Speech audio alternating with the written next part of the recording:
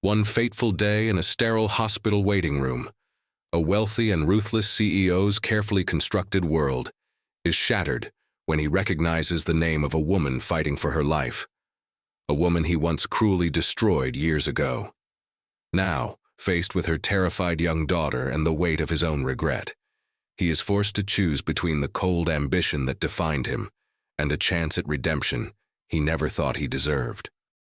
Before we continue with this story, don't forget to subscribe to the channel and like the video. Oh, and don't forget to comment below where you're watching us from. We love to know that. Have you ever wondered how a single moment can shift the entire course of a life? How a fleeting glance or a small decision can echo through years, shaping destinies in ways we never imagine? Julian Mercer, a man of 62, sat quietly in the polished leather chair of the hospital's waiting area. The hum of fluorescent lights above mixed with the distant beeping of machines from behind closed doors. He wore his usual tailored suit, the navy fabric stiff and precise, reflecting the meticulous nature of the man himself. Yet, today, Julian felt out of place. Today, he was not the decisive CEO commanding boardrooms and shaking hands with politicians. Today, he was waiting. The hospital smelled of antiseptic and faint flowers.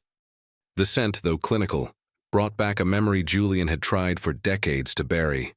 A young woman, bright-eyed and nervous, standing in front of him years ago. She had dared to challenge his decision in a meeting, her voice trembling but firm. He remembered the public humiliation he inflicted, the cold dismissal, the cruel words he used without thinking of the life behind that employee's eyes. The sound of small, hurried footsteps broke Julian's reverie. A little girl appeared at the far end of the hallway, her tiny hands clutching the straps of a worn backpack. Her chest rose and fell rapidly, her breath uneven as panic rippled across her face. "Please, don't let her die," she cried, her voice breaking into wails. Julian froze. The rawness of her desperation struck him like a physical blow. He watched her dart from one nurse to another, pleading, her small frame swallowed by the vast, sterile corridor. Something in her voice, the absolute unguarded fear, stirred a memory, an echo of guilt that Julian had long tried to silence. Compelled almost without thinking, he stood and walked toward the reception desk. "Excuse me," he asked, his voice steadier than he felt. "That little girl, which patient is she with?" The receptionist looked up, concern flickering in her eyes. "Her mother, Clara Donovan. She suffered a fall at home, severe head trauma. She's in surgery now. It's touch and go." Julian felt the world slow. Clara Donovan. The name hit him with the weight of years. He remembered her clearly, a bright, diligent woman, a single mother working tirelessly to keep her life together, who had once dared to speak truth to him in the boardroom. And he had dismissed her with cold contempt. Guilt clawed at Julian's chest. The memories of his arrogance, the harshness of his words, the shame in Clara's eyes as she begged him for understanding. All of it rushed back, unrelenting. And now this small girl, Sophie, was standing alone in terror, her mother fighting for her life. He couldn't leave her. Not now. Julian moved toward Sophie, kneeling down so his eyes met hers. "Hi, I'm Julian," he said gently, unsure of how to bridge the gulf between them. I'm going to help, okay?" Her eyes, wide and tear-filled, searched his face for any hint of deception. Then, slowly, she nodded. "Promise?" "I promise," Julian said, feeling the weight of those words settle deep within him. For the next several hours, Julian remained by Sophie's side. He held her hand, offered her the juice the nurse brought, whispered calming words when she couldn't stop crying. Each moment was a revelation. How vulnerable children are, how fragile life can seem, and how one person's actions, or inactions, can ripple outward, touching the lives of many. As the night fell outside the hospital windows, Julian reflected on the years of cold efficiency, the ruthless decisions, the lives he had overlooked in pursuit of success. He felt a profound shift within himself, a stirring of empathy that he had thought long buried beneath ambition and wealth. And though he did not yet know how, Julian knew one thing. He would not leave Sophie alone. Not tonight, not ever. The path ahead was uncertain, filled with fear and responsibility, but also with the faint, fragile light of hope, a chance to make right what had once been wrong. The hallway was quiet again, except for the soft hum of the hospital and the occasional beeping from the ICU. Julian squeezed Sophie's hand, feeling the small, warm pulse of life in her tiny fingers, and silently vowed to himself that the next steps he took would not be for power or money, but for something far greater: redemption. The morning sun streamed weakly through the hospital blinds, casting narrow stripes across the floor. Julian sat beside Sophie, who had finally dozed off, her tiny body curled into a ball on the stiff waiting room chair. Her soft, even breathing reminded him of the fragility of life, of the innocence that could be lost in a single moment. He had spent the night in thought, replaying memories of Clara Donovan, of the harshness he had shown years ago. Her determination, her courage as a single mother, her relentless effort to keep life afloat, all of it had been met with his cold arrogance. And now, seeing her child's raw fear, he felt the sting of regret, like never before. A nurse appeared, gentle but firm. "Mr. Mercer, the surgery is expected to take several more hours. You might want to step outside, get some air." Julian shook his head. "I'm staying." The nurse hesitated but said nothing further, understanding in her eyes. Julian had made an unspoken decision. He would be Sophie's guardian, her anchor, until Clara returned. Hours passed. Sophie awoke intermittently, frightened, asking questions Julian could only partially answer. "Is Mommy okay?" she whispered, clutching his hand tightly. "I don't know," Julian admitted honestly, though the truth terrified him. "But I promise, I'll be right here. I won't leave you." Her small fingers curled around his, her trust absolute despite the chaos around them. Julian felt an unfamiliar warmth spread through his chest, a mix of protectiveness and the beginning of a paternal bond he had never experienced before. Then, a name, Clara Donovan, crossed his mind again, and Julian remembered the way he had publicly humiliated her, calling her ideas naive and irrelevant during that fateful board meeting. She had pleaded for her position, explaining her circumstances as a single mother, and he had dismissed her with scorn. That one act of cruelty had seemed inconsequential then, but now he realized it had altered the course of 2 lives forever. The doors to the ICU opened, and a young resident emerged. "Mr. Mercer, the surgery went as well as it could, but she's in critical condition. We need to monitor her closely for the next 24 hours. Julian nodded, swallowing hard. Sophie looked at him, her eyes wide. "Did they?" She trailed off, voice trembling. "They're doing everything they can," Julian said softly. He pulled her close, letting her rest her head on his chest. "And we'll be here, together." In those hours, Julian discovered details about Clara's life he had never known. She had worked 2 jobs, one during the day as a secretary, another at night cleaning offices, to make ends meet. She had often skipped meals to save money for Sophie. She had saved coins for medicine and school supplies, denying herself the simplest comforts. Julian's heart ached with guilt. Every harsh word, every dismissive gesture from years ago, now weighed like stones in his chest. By late afternoon, Julian had made a quiet resolution. He would not only care for Sophie during this crisis, but would find a way to ensure Clara's well-being when she woke. Money, influence, power, all the things he had spent his life chasing, would now be tools for redemption, not ambition. Sophie yawned, rubbing her eyes, and looked up at him with a serious expression. "Will Mommy be okay?" Julian smiled softly, forcing hope into his voice. "Yes, she will, and while she's resting, we'll have our own little adventures, just you and me." Her eyes lit up faintly at his words. "Adventures." "Yes," he said, feeling a spark of creativity he hadn't felt in years. "We'll make stories. You'll be a brave princess, and I'll help you save the day." Sophie giggled, a sound that felt like sunlight breaking through gray clouds.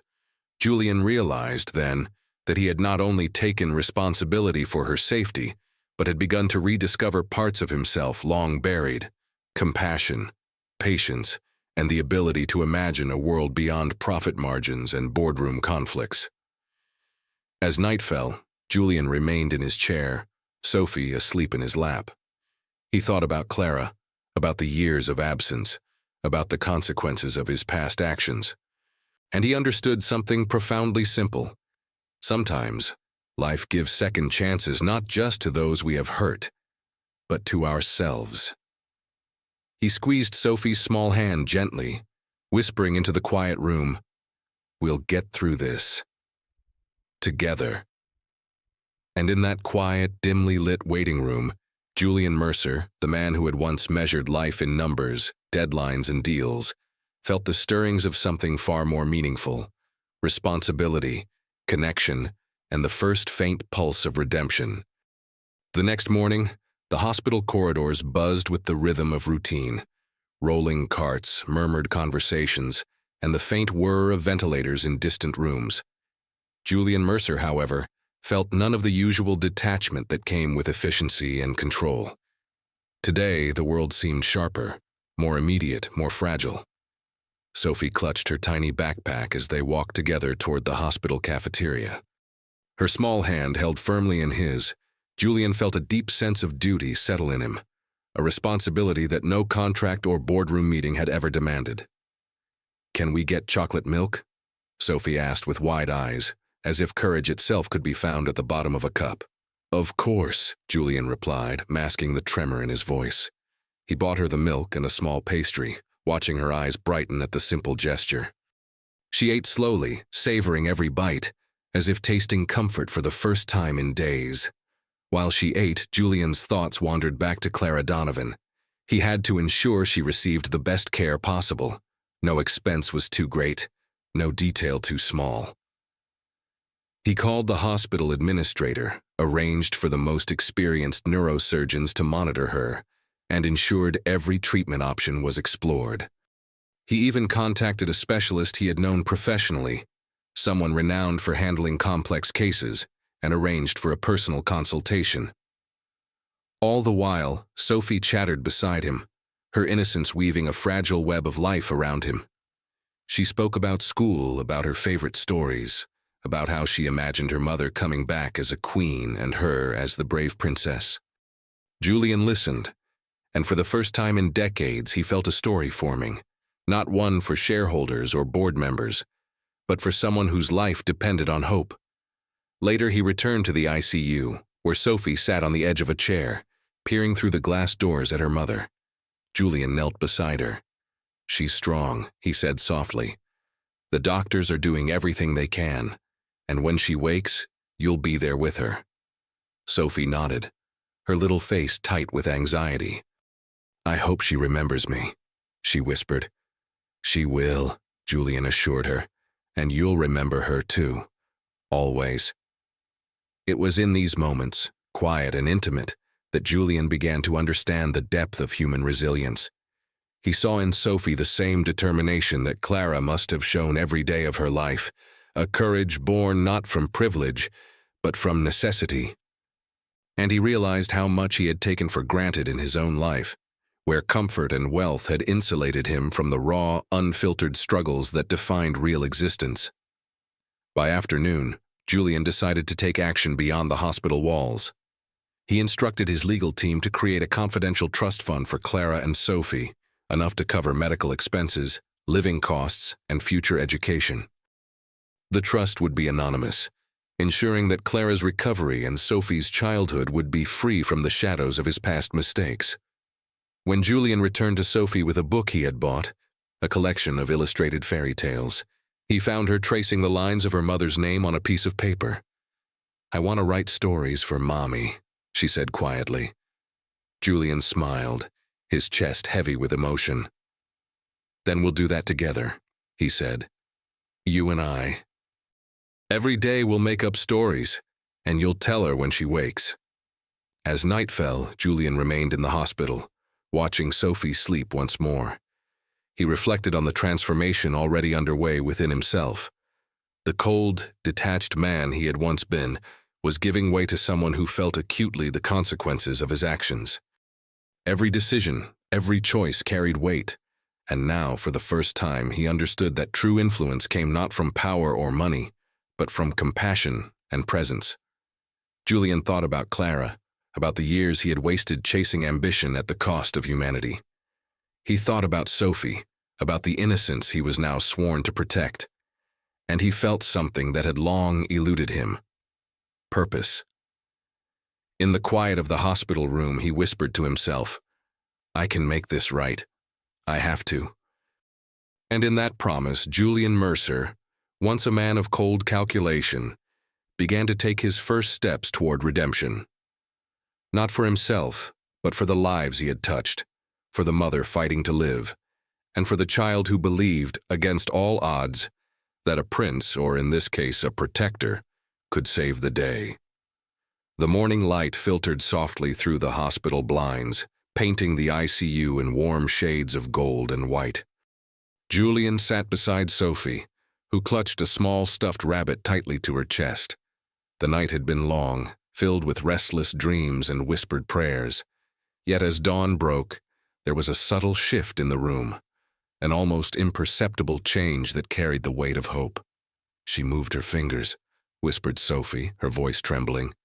Her eyes, wide and shining, fixed on the thin curtain shielding her mother from the view of the hallway. "I saw it. She moved them." Julian leaned closer to the glass, peering at Clara Donovan's frail form. The monitors hummed steadily, the rhythmic beeping a small comfort in the otherwise tense silence. "That's wonderful, Sophie," he said softly. "It's a sign, a very good sign." Sophie's small hand reached out to Julian and he held it tightly. "Do you think Mommy remembers me?" she asked, her voice laced with both hope and fear. Julian smiled, a bittersweet ache in his chest. "She does. Even if she can't show it yet, she feels your love. That's powerful, stronger than anything else in the world." Hours passed, and Julian remained by Sophie's side, alternating between reading her stories, drawing little pictures together, and simply holding her hand. He had learned to see the world through her eyes, full of wonder, fragile yet resilient, and capable of inspiring change in even the hardest of hearts. By afternoon, a nurse approached Julian quietly. "Mr. Mercer, she's responding well to the treatment. Her vitals are stable and she's beginning to regain consciousness. It's a delicate process, but there's hope." Julian felt a lump in his throat. "Thank you," he whispered, his voice barely audible. "Thank you for everything you're doing for her." He returned to Sophie, who bounced slightly with excitement, though trying to control herself. "Mommy's waking up?" she asked, her voice trembling. "Yes," Julian replied, squeezing her tiny hand. "And we'll be here when she does. You'll be the first to tell her how much you love her." The next few hours were a careful dance of patience and observation. Clara's eyelids fluttered open, her gaze hazy, disoriented. When her eyes focused, they found Julian first, this stranger yet protector whose presence had been constant. Then, they found Sophie, who held her hand out eagerly. "Mommy, it's me," Sophie whispered, her voice cracking. Clara blinked, confusion clouding her features. "Sophie?" she murmured, her voice weak but filled with a familiar warmth. Recognition sparked in her eyes, and she reached out with trembling fingers to grasp her daughter's hand. Tears welled in Sophie's eyes. "I've been waiting for you, Mommy," she said, leaning closer. Clara's lips trembled as she tried to speak, but words failed her. Julian knelt beside them, feeling an overwhelming surge of emotion. He had never imagined that being present, being compassionate, could bring such profound fulfillment. Seeing the mother and daughter reunited, fragile but alive, shifted something inside him permanently. As Clara regained her strength slowly, Julian shared gentle, reassuring words, helping both mother and child navigate the fragile first moments of reunion. Sophie's laughter, soft but filled with relief, echoed through the room. Julian listened, feeling a peace he had not known in decades, a quiet validation of the choices he had made since arriving at the hospital. Later that evening, as the sun dipped low, casting long shadows across the floor. Julian reflected on the journey so far.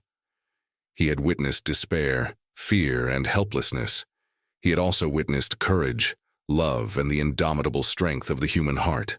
And he realized that life's most meaningful lessons often came not from triumph in business or accumulation of wealth, but from these small, intimate, fragile moments where one person could make a profound difference in the life of another. He leaned back in his chair, holding Sophie's hand and watching Clara sleep peacefully. The room was quiet now, filled only with the soft hum of machines and the distant footsteps of nurses on their evening rounds. Julian whispered softly to himself, "This is just the beginning, but it's a beginning worth everything." In that quiet, golden-lit hospital room, hope had taken root, and with hope, Julian Mercer felt the stirring of something he had long forgotten: redemption, not as a concept but as a tangible, living force, a chance to heal, to care, and perhaps in the process to forgive himself for the mistakes of the past. Days passed, and the hospital corridors became familiar to Julian. Each visit was a ritual of care, presence, and quiet vigilance. Sophie had begun to trust him completely, her small hand always seeking his whenever fear or uncertainty arose. And Clara, slowly regaining strength, began to recognize the subtle ways Julian had inserted himself into their lives, not as a distant observer, but as someone invested in their well-being. Julian realized that hope alone would not suffice. Clara's recovery was fragile, and Sophie's life outside the hospital remained precarious. He needed to act decisively, using the tools he had long wielded for ambition and power for a different purpose: to protect, to support, and to create a foundation for their future. He called his legal team the following morning. "We need to establish a trust fund," he said, his voice steady, though tinged with urgency.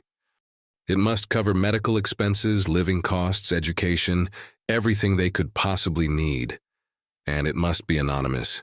Clara and Sophie should not feel indebted to me. They deserve security, not guilt." Over the next several days, Julian meticulously arranged every detail. He secured a comfortable home for them in a safe neighborhood, complete with a garden where Sophie could play and explore. He ensured that Clara would have financial independence, the freedom to pursue her dreams, and provide for her daughter without fear.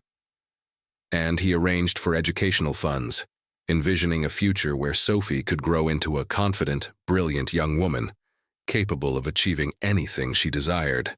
Meanwhile, Julian continued his vigil in the hospital. He read stories to Sophie, created small adventures, and wove tales of bravery and magic that transported her from the sterile environment of the ICU to a world of imagination and hope. "Princess Sophie," he would say, "your courage is stronger than any storm. You will save your queen, and together you will conquer the world." Sophie's laughter became a daily melody in the hospital, a sound that filled Julian with a warmth he had long denied himself. He marveled at her resilience, the way she could face fear with innocence and yet possess an understanding of love and loyalty far beyond her years. Clara, observing these moments, began to notice Julian's quiet dedication. At first, she was wary. She had known him once as a man harsh and unyielding, capable of cold cruelty. But as days turned into weeks, she saw the sincerity in his actions, the meals he arranged for Sophie, the way he patiently sat with her during restless nights, the quiet attention he paid to every detail of her care. One afternoon, Clara mustered the courage to speak. Her voice was weak but determined. "Julian, I don't understand why you're here, why you're doing all of this." Julian met her gaze, the weight of years of guilt pressing on him. "I can't undo the past," he said softly. "But I can try to make amends.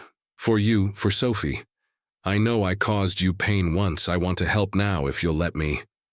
Clara studied him, searching for any trace of duplicity. When she found none, tears filled her eyes. "Thank you," she whispered.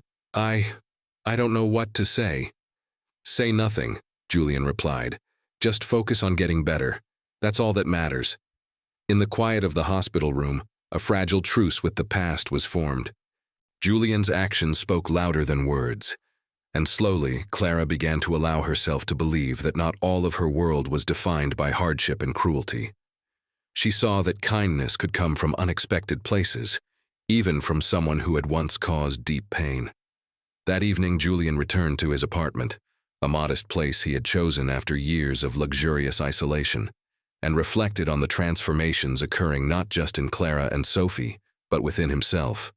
For the first time in decades, he was motivated not by power, but by purpose, not by ambition, but by love and responsibility. He realized that redemption was not an abstract concept. It required action, consistency, and an unwavering commitment to right what had been wrong. And in helping these two lives, Julian Mercer was discovering the most profound truth of all. To heal others is to begin healing oneself. As he prepared to return to the hospital for the evening, Julian whispered into the quiet of his apartment. A vow and a promise entwined in one. I will not fail them. I will make this right, no matter what it takes. And with that, he stepped into the night, carrying with him a determination forged from remorse and a heart slowly learning the power of compassion. The hospital room had grown quieter in the late afternoon, the soft hum of machines blending with the gentle rustle of pages as Julian read aloud to Sophie. Her eyes sparkled with wonder, her small hands tracing the illustrations of brave princesses and daring quests. For a brief moment, the sterile walls of the ICU faded, replaced by castles, forests, and magical kingdoms where courage and kindness triumphed. Princess Sophie, Julian said, lowering his voice to a conspiratorial whisper. Tonight you must find the secret garden. It holds the key to saving your queen. Sophie gasped, leaning closer. But the path is so dark. How will I find it? You will follow the light inside your heart, Julian replied, and I'll guide you, just like always. Even Clara, still weak but improving, watched from her bed, her eyes flicking between the two of them. There was a soft smile on her lips, one that hadn't been there for years. The sight of Julian engaging so tenderly with Sophie stirred something unexpected in her, gratitude, disbelief, and slowly, a quiet acceptance that this man, once cruel, now carried nothing but sincerity. As days passed, the stories became a nightly ritual. Julian, Sophie, and eventually Clara would invent tales together, each one layered with subtle lessons of courage, hope, and the power of forgiveness. Sophie's imagination was boundless, and Julian found himself inspired in ways he had never been in the boardroom or in his luxurious office. The act of storytelling became more than entertainment. It was a bridge between past regrets and present healing. One evening, as Julian spun a tale about Princess Sophie rescuing the queen from a perilous tower, Clara's voice joined softly. And then, the queen realized she was never truly alone because her daughter and her knight were always by her side. Sophie's eyes widened. That's us, Mommy, she exclaimed, hugging her mother tightly. Julian felt a lump in his throat. The room, once filled with fear and uncertainty, now vibrated with warmth, laughter, and hope. For the first time in decades, he felt that his actions, small, consistent, and guided by compassion, were creating ripples that mattered more than any business deal he had ever made. During quiet moments, Julian would glance at Clara, observing her tentative smiles and small gestures of trust. He remembered the harsh words he had once directed at her and felt the weight of that past. But here, in these delicate hours, he realized something profound. Redemption was not simply in acknowledging one's mistakes, but in actively nurturing the lives one had touched, especially when they had been harmed. Sophie, sensing the gravity behind Julian's actions even if she did not fully understand, would often place her tiny hand on his arm. "Thank you for helping, Mommy," she said one night, her voice small but certain. "You're welcome, Sophie," Julian replied softly, pressing a kiss to the top of her head. "I promise I'll always be here for both of you." As the evening deepened into night, the three of them sat together, surrounded by drawings, books, and whispered stories. Julian realized that the greatest lessons often came not from wealth, power, or control, but from connection, presence, and the willingness to love without expectation. He began to see the irony of his life. All his previous achievements, all his accolades, had never taught him this simple truth. It took the fragility of a child, the strength of a mother, and the humbling weight of past mistakes to illuminate what truly mattered.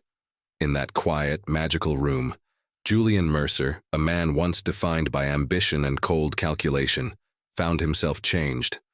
Not entirely, not yet, but enough to understand that life's most profound moments often arrive in whispers, not declarations, in small acts of care, not grand gestures, in stories told in the soft silence of a hospital room. Sophie yawned, curling against her mother's side. Julian tucked the blanket around them, watching the gentle rise and fall of their breaths. He realized that in nurturing hope and imagination, he was also nurturing his own heart, learning that love, once shared, could mend even the deepest wounds. As he rose to leave, Julian whispered, "Tomorrow, we'll create another adventure, and we'll make it even braver." The room settled into a peaceful quiet, a sanctuary born not from walls or wealth, but from the unwavering bonds of care, trust, and the courage to change. And Julian knew, as he stepped into the corridor, that this was only the beginning of a journey that would transform all their lives forever. The crisp autumn air outside the hospital contrasted sharply with the quiet warmth inside Julian's favorite waiting room. Sophie had insisted on accompanying him for a brief walk, her small hand securely in his. The leaves crunched beneath their feet, golden and brittle, and Julian felt a sense of purpose he had never known amidst the concrete towers and boardrooms of his past. "This park is nice," Sophie said, looking up at the trees. "Mommy would like it." "Yes," Julian replied softly, "and soon you'll have a place just like this, a home where you can play, grow, and feel safe." The decision to create a permanent, secure home for Clara and Sophie had been made, and Julian had begun putting it into motion.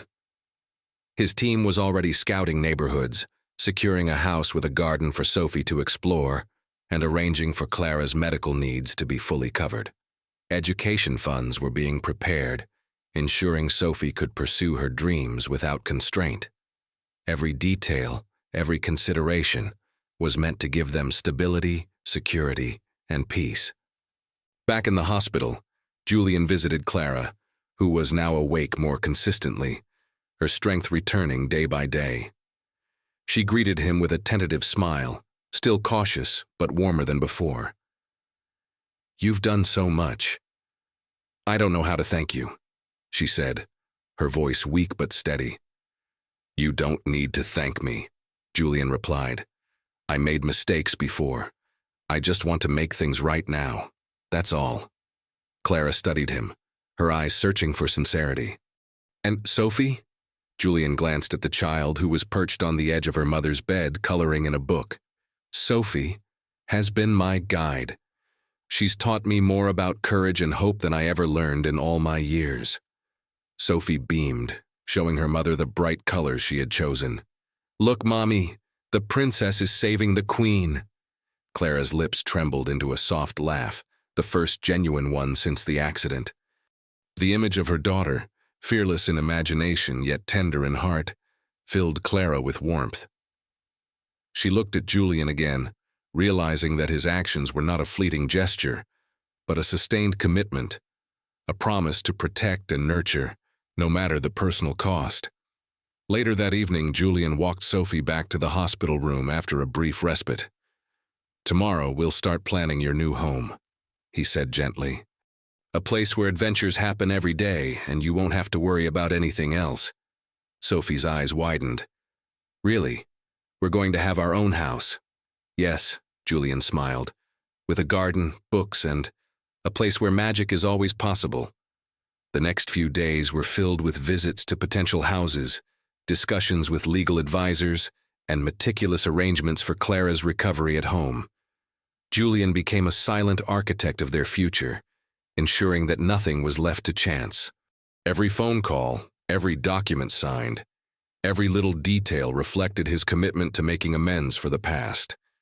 In quiet moments, Julian would sit by Sophie's bedside in the hospital, whispering stories of the home they would soon have. "See that tree?" he would say, pointing to a sketch of the garden. "That's where Princess Sophie will plant flowers for the queen. And this path," he traced with his finger, "is where your adventures will begin each morning." Sophie nodded, eyes wide with wonder. "I can't wait," she whispered. Through it all, Clara observed silently. She had come to understand that Julian's past cruelty was behind him, replaced by a quiet, steady compassion. She began to allow herself to imagine a future unburdened by worry, a life where she and Sophie could thrive, guided by the generosity and care of someone who had once been their adversary. As Julian walked home that evening, he reflected on the journey so far. Redemption was not a single act, nor was it accomplished through fleeting emotion. It required sustained effort, genuine care, and the courage to confront the consequences of one's actions head-on. He realized that in building a future for Clara and Sophie, he was also building a future for himself, a life defined not by wealth, status, or power, but by love, responsibility, and the chance to do right by those he had wronged. In the quiet streets of the city, Julian felt the weight of years lift slightly from his shoulders. For the first time in decades, he understood that true fulfillment came not from conquest, but from care, not from accumulation, but from the ability to touch lives in meaningful, lasting ways. And with Sophie's laughter echoing in his mind and Clara's tentative smiles warming his heart, Julian Mercer took a deep breath, ready to continue the work of rebuilding lives and his own soul, one day at a time. The morning sun spilled warmly through the hospital windows, painting the room in soft gold. Julian stood beside Clara's bed, watching as she slowly stretched her arms, a tentative smile forming on her lips. Today was different. Today, she would leave the hospital. The thought brought a mixture of joy and anxiety, both for her and for Julian. Sophie, already dressed in her favorite pink sweater, bounced in excitement. "Mommy, we're going home today," she exclaimed, tugging gently at her mother's hand. Clara chuckled softly, her voice still weak but carrying a tone of determination. "Yes, Sophie, we are. And I can't thank you enough, Julian."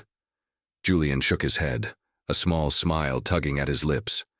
"You don't need to thank me," he said. "Just focus on this new beginning. That's all that matters." The hospital staff helped Clara into a wheelchair, while Julian carefully guided Sophie beside them.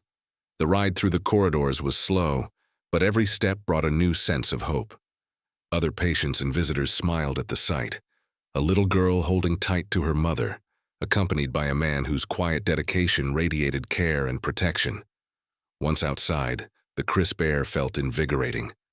Julian had arranged for a car to take them to their new home, a modest but beautiful house with a small garden, sunlight streaming into every room. Sophie's eyes sparkled as she took in the sight of flowers, trees, and a swing set just for her. "This is ours?" Sophie whispered, awe-filled. "Yes," Julian replied softly. "A place where you can be safe, happy, and free to dream." Clara wheeled herself slowly through the rooms, touching the walls, the furniture, the small details Julian had arranged. "It's perfect," she said, a single tear tracing her cheek. "You've done so much for us. I don't know how to repay you." "You don't have to," Julian said gently. "Just live well. That's the greatest thanks I could ever receive." Over the following weeks, the house became a home. Julian visited often, bringing books, small gifts, and helping Sophie plant flowers in the garden. The act of tending the garden together became a daily ritual, a symbol of growth, renewal, and care. Julian marveled at how even the smallest gestures, reading a bedtime story, helping with a puzzle, teaching Sophie to care for a plant, created ripples of joy and healing.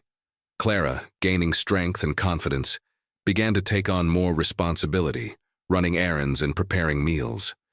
Julian supported her quietly, stepping in when needed but allowing her to reclaim her independence. It was a delicate balance, but one that strengthened the trust and respect between them. One evening, as the three of them sat together in the garden, Sophie leaned against her mother's shoulder. "Mommy," she said softly, "I think we're really happy now. I feel safe. And Julian, I think he's magic." Clara smiled, wrapping an arm around her daughter. "He's been our guardian angel," she said softly, looking at Julian with gratitude. Julian's chest tightened with emotion. He had never imagined that he could feel so connected, so needed, so loved in a way that was not transactional or conditional. The past mistakes, the harsh words, the cruelty, the years of indifference felt like distant echoes now, replaced by the steady rhythm of redemption in action. As twilight fell, Julian stood at the edge of the garden watching Sophie and Clara laugh together. The sun dipped low, casting long, soft shadows, and Julian felt a profound sense of peace. The journey had been long, the weight of past mistakes heavy, but here, in this moment, life felt right. He whispered quietly to himself, "This is why we change. This is why we try." For moments like these. The night settled gently over the house, a blanket of stars twinkling above. And in the soft glow of the home, Julian Mercer knew that while the past could never be erased, the future was a canvas waiting to be painted with care, compassion, and love. Years passed quietly, yet profoundly, in the Donovan household.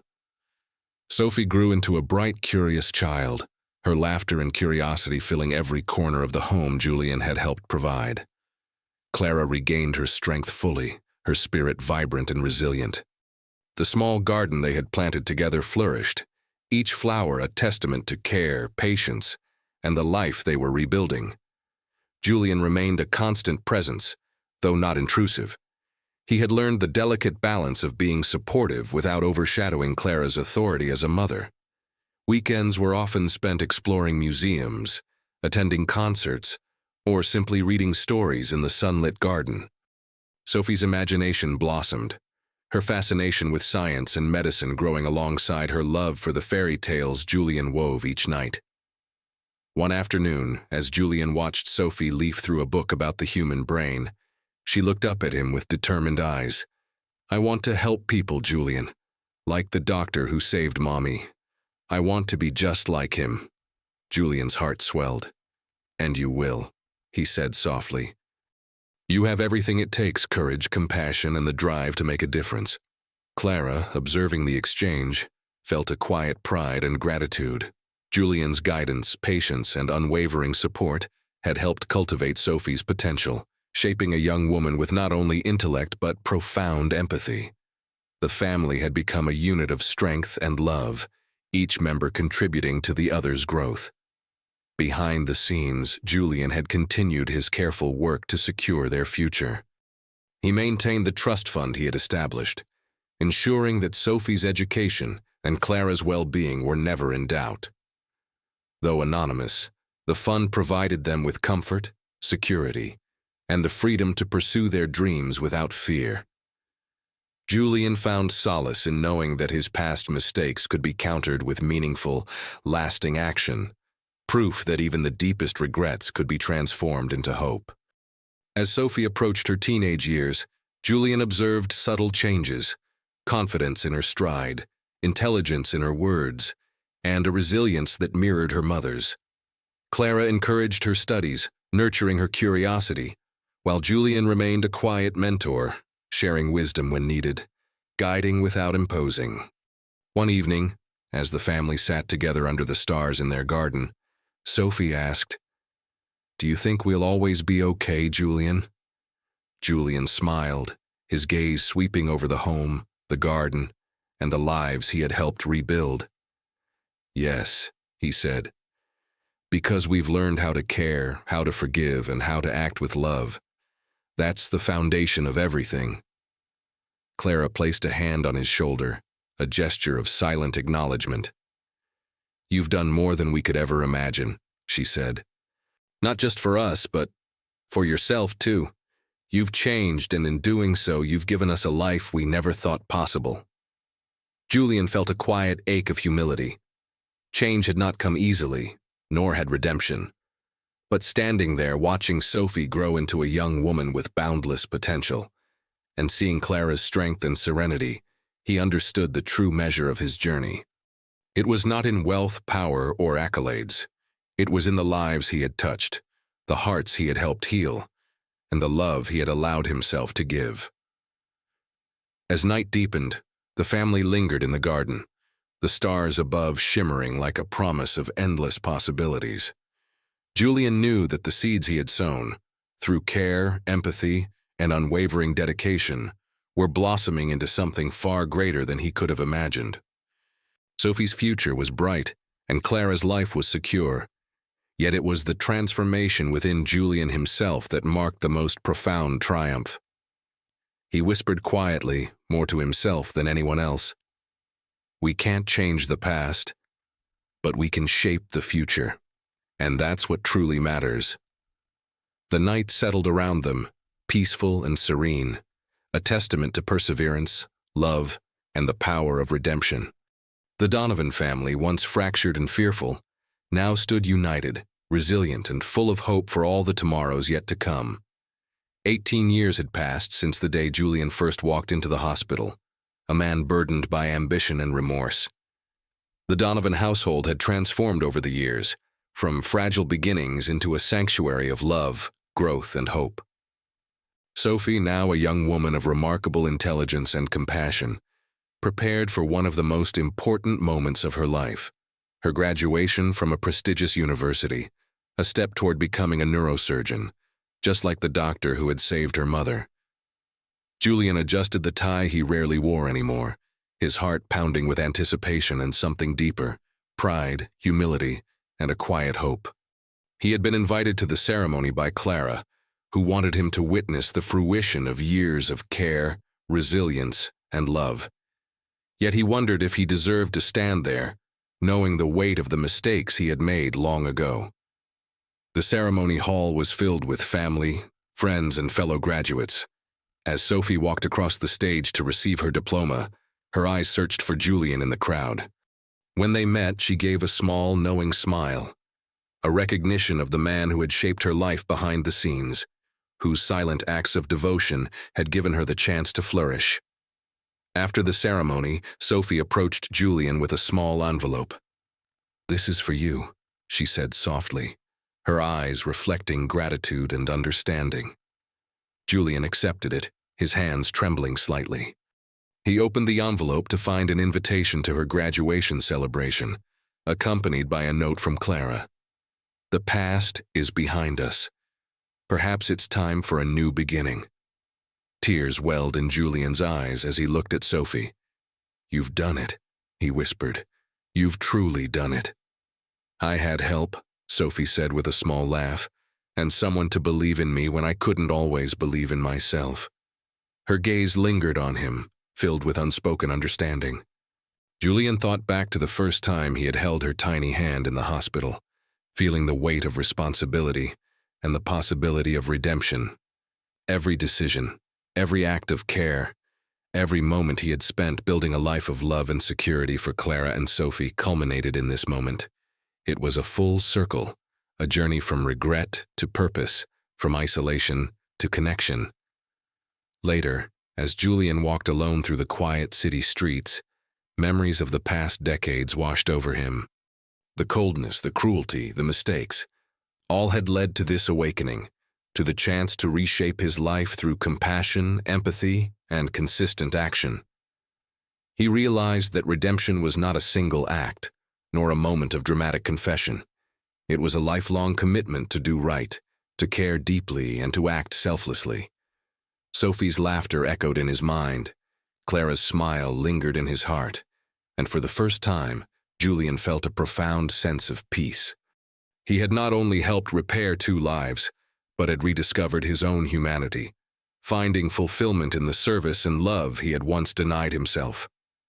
Years later, Sophie's career flourished as a neurosurgeon, her life a testament to resilience, compassion, and the quiet power of a mentor who believed in her.